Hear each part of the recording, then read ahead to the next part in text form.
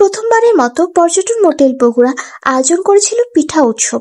তাদের এই আয়োজন উপভোগ করার জন্য আমরা চলে গিয়েছিলাম পিঠা উৎসব 2025-এ।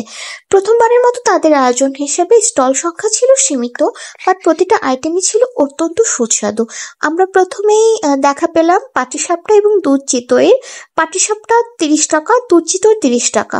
সেই হিসাবে আহ, দাম হিসাবে আসলে দুধ চিতইটা খুবই সফট ছিল, খুবই মজা লেগেছে। পাটিসাপটাটাও অনেক মজা ছিল। আমরা আকবরিয়াতে 2-3 বার গিয়ে ট্রাই করেছি। আকবরিয়ার দুধ চিতই 70 টাকা, আর এখানে সে তুলনায় আমার কাছে অনেক অনেক বেশি ভালো মনে হয়েছে। এখানে ভেজিটেবল পাকোড়া, তারপর তেলের পিঠা, ডিম পিঠা, দুধ কলা পিঠা যেটা ছিল সেটা খুব স্পেশাল ছিল। এটা হচ্ছে দুধ কলা পিঠা, এক একটা ছিল চিনির আর হচ্ছে গুড়ের। এটা কলা পাতার উপরের অংশটা দিয়ে এটা শেপটা করা হয়েছে। এই পিঠাটা আমার কাছে খুবই ইউনিক লেগেছে এবং উনি খুব সুন্দর করে এক্সপ্লেন করছিল।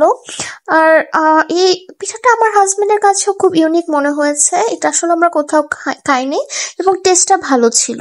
অ্যাজ পর্যটন মোটেলের স্টাফরা অনেক বেশি ওয়েল বিহেভড, এবং তাদের ওইখানে গিয়ে আপনারা অনেক বেশি এনজয় করতে পারবেন। আর হচ্ছে প্রথমবার হিসেবে আসলে আমি বলেছি যে স্টল সংখ্যা কম, কিন্তু যে কটা আইটেম ছিল প্রতিটা অনেক ভালো ছিল। এই শেপের ফিশ কাটলেট, ভেজিটেবল কাটলেট দুইটাই ছিল। ফিশ কাটলেট, ভেজিটেবল কাটলেট দুইটা আমরা ট্রাই করেছি। আমাদের কাছে ফিশ কাটলেটটা বেশি ভালো লেগেছে। তাদের ভাপা পিঠাও ছিল, ভাপা পিঠাটাও খুবই মজা ছিল। ভাপা পিঠার ক্লিপটা আসলে আমি মিস করেছি, ওভাবে নেওয়া হয়নি।